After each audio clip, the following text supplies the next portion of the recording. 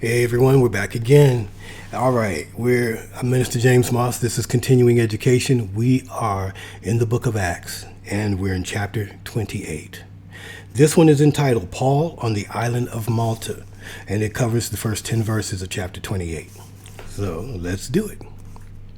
Detailed plots on his life, angry mobs, storm at sea, shipwrecks, all of the forces of hell seem to have been intensifying their efforts to keep Paul from teaching Rome or reaching Rome to teach. Now, on the island of Malta, the attack continued. Paul was bitten by a poisonous snake. Paul not only survived the snake attack unharmed, but he turned around and healed a number of sick people on the island. During the 3-month stay in Malta, Paul was showered with hospitality. What the devil intended for evil, God turned into good. All right, so here we go. First 10 verses of chapter 28. And when they were escaped, then they knew that the island was called Melita. And the barbarous people showed us no little kindness, for they kindled a fire and received us every one because of the present rain and because of the cold. And when Paul had gathered a bundle of sticks and laid them on the fire, there came a viper out of the heat and fastened onto his hand. And when the barbarians saw the venomous beast hang on his hand, they said among themselves, "No doubt this man is a murderer, whom though he hath escaped the sea, yet vengeance suffereth not to live." And he shook off the beast into the fire and felt no harm.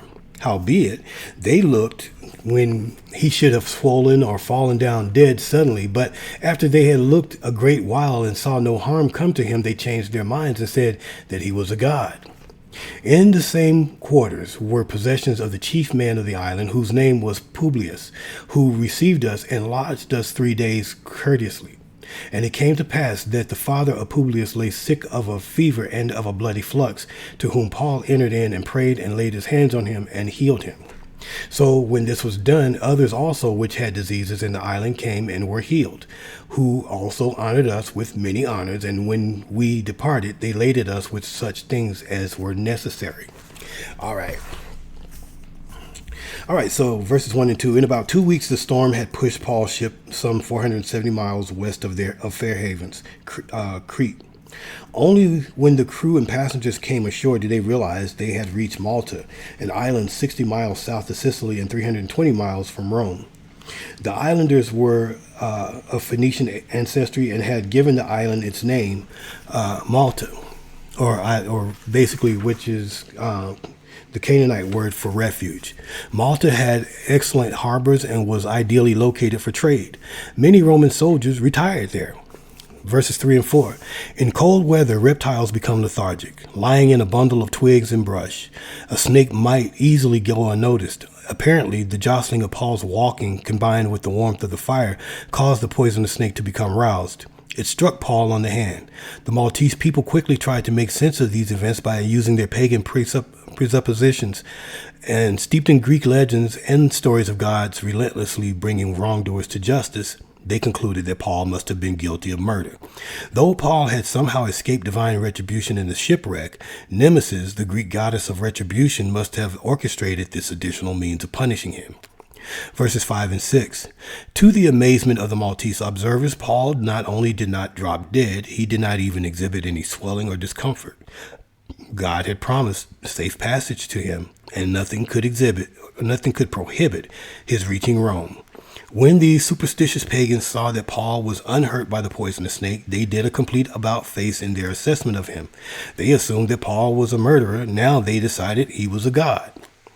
A similar appraisal is reported in chapter 14, verses 11 through 18, when Paul ministered at Lystra. It is reasonable to assume that Paul deflected any idolatrous comments in the same manner as he had done previously. Verse 7. Apparently wealthy, this chief official named Publius had a large estate.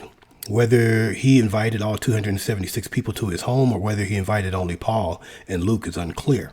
In view of the miracle on the beach, Paul's divine reputation, and the illness afflicting Publius' father, is likely that Publius entertained only Paul and his immediate entourage. Verses 8 through 10. Malta fever and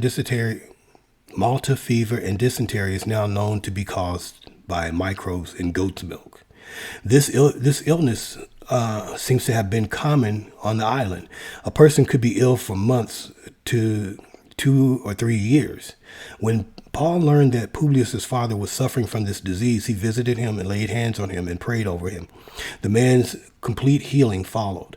The news of this miracle spread quickly, and soon everyone with any kind of disease or ailment came to Paul to be cured. 3 months passed because the shipwreck survivors had to wait for the passing of winter and arrangements to complete their journey on another vessel.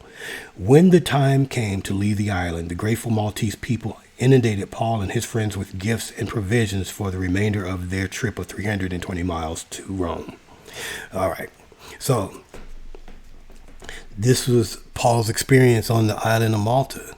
And what you can see in all of this is that Satan is continually trying to kill Paul, trying to destroy him, trying to keep him from fulfilling his destiny, his destiny in Christ.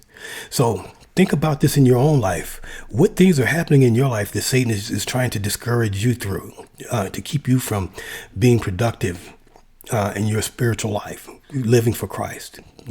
Preaching the good news, teaching the good news, sharing the good news, helping one another, loving one another. What things is the devil throwing across your pathway to distract you or dissuade you?